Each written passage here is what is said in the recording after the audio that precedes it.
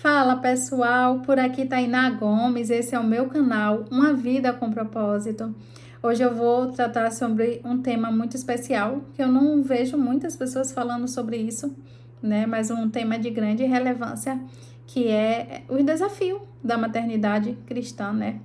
O desafio ali de você instruir aquela pessoinha que Deus colocou sobre a nossa responsabilidade, sobre a sua responsabilidade de instruir nos caminhos do Senhor, os desafios que enfrentamos, né? Uma coisa que eu observei bastante na minha jornada cristã foi que nem sempre os filhos de crente, crescido, nascido e criado na igreja, eles vão, na vida adulta, escolher aquele caminho para seguir, né? E tem muitos que até quando criança mesmo, quando adolescente, não sentem assim, esse desejo de cultuar, de professar aquela mesma fé com a gente, fica ali na igreja, mas de uma forma bem superficial, né?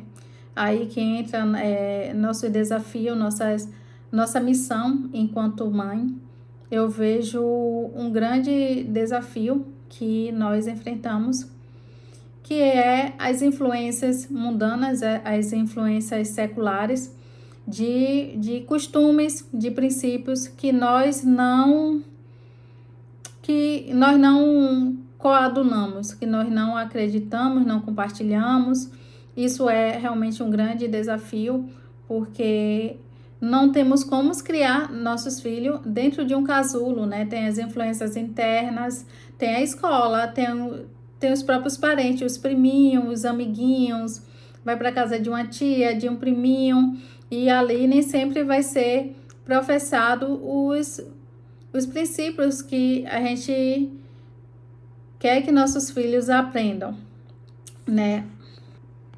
Tem aí também a influência da escola, né? Com suas ideologias, seus costumes pagãos. Não, eu não falo assim com o teor de julgamento, né? Eu respeito muito, foi uma coisa que eu aprendi bastante na minha caminhada cristã, foi respeitar as diferenças, né? Principalmente religiosa, de ver quem está ali do outro lado professando uma fé diferente da minha, de ver aquela pessoa como ser humano digna de respeito, né?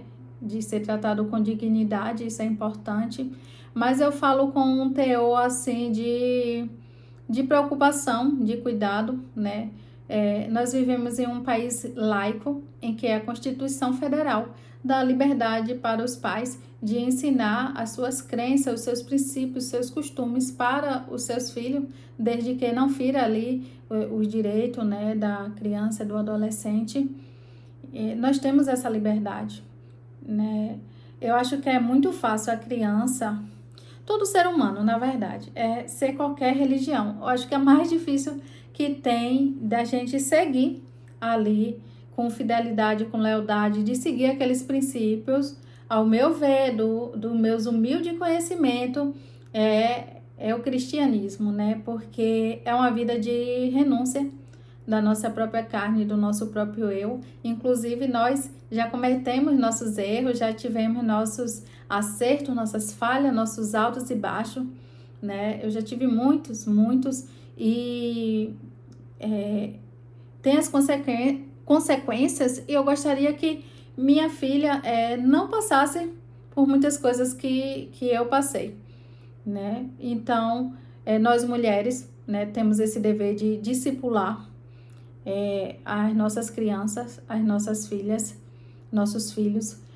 Não é um trabalho assim tão fácil, mas é algo que vale a pena, porque se a gente não para discipular os nossos filhos, o mundo vai discipular eles. Se a gente não tem paciência, que a verdade é essa, às vezes a gente não tem a paciência de fazer esse trabalho de formiguinha, de estar todo dia ali ensinando o caminho que se deve andar, de estar ensinando princípios, valores, os nossos costumes, né? Que nos levam para mais perto de Deus. O mundo vai ensinar, né? Suas ideologias, né? O diabo, ele não tem preguiça de ensinar, de discipular. Ele não tem. Então, nós mulheres cristãs temos que ficar atentas, ter paciência, né? E é uma missão que Deus nos deu de cuidar desses pequeninos, né? De instruí-los no caminho do Senhor, assim como nós fomos discipuladas, né? Nossos filhos também devem ser como? Diariamente, né? Na nossa rotina diária, né? O homem e a mulher de Deus, o seu primeiro ministério é dentro de casa.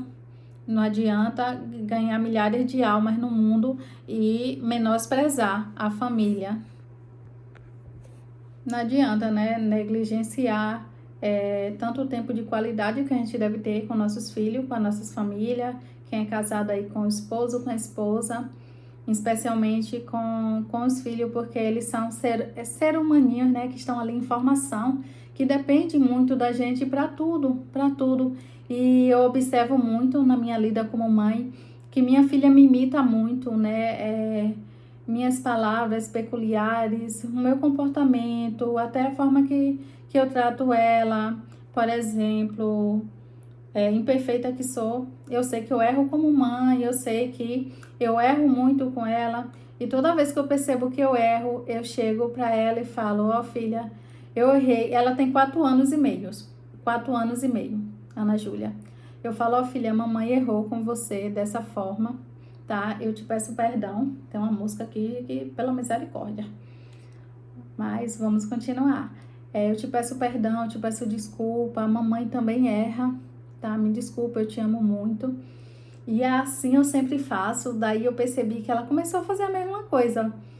Por exemplo, uma coisa que eu enfrento muito são... Sai, abençoada! Uma coisa que eu enfrento muito, que eu passava com ela, era a questão da espirra, né? Próprio dessa fase. E aí eu achava muito difícil, muito. E muitas vezes eu ficava me acalmando, né? Para poder lidar com essa situação. E aí quando passava aquilo tudo, o que é que ela fazia? Ela me imitava. Ela vinha e conversava comigo: mamãe, me desculpa. E eu acho engraçado que ela fala explicadinho, né? Me desculpa, aí cita o comportamento que ela teve, fala o porquê que ela teve aquele comportamento, fala como ela se sentiu, né? E pede desculpa. Ou seja, ela tá me imitando, né? Ela tá observando tudo que eu tô fazendo. Teve uma vez que eu coloquei umas tranças, que eu esqueci o nome. Aí, nessa mesma semana, né, ela pediu para fazer tranças no cabelo dela. A gente é uma influência muito grande para nossos filhos. Eu tenho hábitos com ela já intencionalmente, nesse sentido, né, de discipular ela. Eu reconheço que eu preciso melhorar e intensificar isso, de implementar outros atos. Mas eu tenho o costume de contar histórias. Eu falo para ela que eu tô contando histórias, mas que são historinhas de verdade. Eu tenho um livrinho dela, deixa eu ver se eu acho aqui, que são 365 histórias, só que bíblicas, né? Uma para cada dia do ano. E aí eu criei esse hábito de, antes de dormir, eu leio para ela. Eu leio e ela ama, né? Para minha sorte, ela ama. Então, é uma cultura que eu tô criando com ela. Aí criei o hábito de orar, né, antes de dormir. Aí tem dias que eu não chamo ela para orar, ela fala: mamãe, você esqueceu de orar, foi? Aí a gente vai e ora junto, de ensinar o Pai Nosso. Eu tenho o hábito de explicar as coisas para ela, quem é Deus, né? Ela faz até perguntas engraçadas, ela: cadê Deus? Eu não tô vendo ele. Eu falei: ele tá lá no céu. Ela pega, sai, né, dentro de casa, vai olhar pro céu: mamãe, não tô vendo ele não. Falou: minha filha, a gente não pode ver ele, mas a gente pode sentir, e tem mais ainda, ele fala com a gente. E aí eu vou lá esmiuçando, falo sobre Jesus, falo que Jesus deu a vida por nós, né? Aí eu pergunto a ela: quem é Jesus? Eu volto a afirmar: o Senhor Jesus, ele é o nosso Salvador, né? Ele deu a vida, né, para a remissão dos pecados. E eu tento falar com a linguagem didática, porque ela, nesse momento, ela não vai entender o que é remissão dos pecados, mas vai chegar um momento que ela vai entender, né? E aí eu vou fazendo esse trabalho de formiguinha com ela. Aqui em casa eu não escuto músicas seculares, já pensando nessa influência dela, né? E também porque eu não gosto, só escuto louvores mesmo e canto com ela, uns corinhos de fogo, diversas músicas, danço com ela, né? Vou ali incentivando, porque eu vejo por outro lado, aí fora também tem influência sobre ela, né? De pessoas da família que não são cristãs, de alguns priminhos da escola, e aí às vezes ela chega aqui cantando músicas que eu desaprovo totalmente, que eu detesto. E aí eu falo, menina, tu ouviu isso aonde? Que eu não escuto isso aqui. Aí eu repreendo, eu falo, não quero você ouvindo isso não, tá? Isso não é legal não, não é legal não. E aí ela para, né, logo esquece aquilo. Mas perceba a influência, né, que o mundo tem. Que desafio é esse pra gente, né? Então a gente tem que fazer esse papel de discipulado, tem que levar a sério isso, fazer ali diariamente. É um trabalho de formiguinha e de paciência, mas que vale a pena, porque lá no final a gente vê o resultado, né? Eu tenho uma filha que é criança, daqui uns dias ela vai estar com 10, 12 anos, então ela vai estar com a personalidade dela já bem formada. Então, se eu não massificar, se eu não fazer esse trabalho de formiguinha todos os dias, explicando a ela, discipulando, fazendo como se fosse uma pastora dentro de casa, como se fosse boca de Deus, né? Ela só indo para a igreja, a criança vai se firmar, não vai, minha gente, não vai, não vai. A gente tem esse papel de educar, de discipular as nossas crianças, né? Os nossos filhos, ainda que sejam adolescentes, nos pés do Senhor, para que quando crescer, ele já for adolescente, por exemplo, ele tenha uma memória, né? Ele tem uma consciência do que é servir a Deus, né? Do que é crer em Deus, quem é Jesus, né? Porque o mundo tá aí com ideologias fortíssimas, né? Com os professores que muitas vezes levam, eles acreditam, uma coisa que eu acho errado, já que o Estado é laico, dos professores chegar dentro da sala de aula e levar suas ideologias. Isso aí tem que ser o pai e a mãe, né? Porque a própria Constituição Federal dá essa liberdade para os pais educarem seus filhos nesse sentido de ideologia, de princípios, de crença, de religião, né? Então, eu acho super errado professores, por exemplo, pregar ideologia de gênero na escola, né?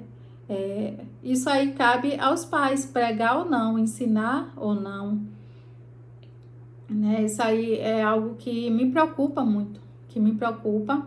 Eu, inclusive, vou procurar escolas para minha filha, escolas cristãs, que propaguem os mesmos princípios que eu acredito, porque aí vai massificar o que eu já estou ensinando em casa, o que ela já ouve na igreja tem a escolinha lá, a salinha, né, que as crianças ficam durante o culto.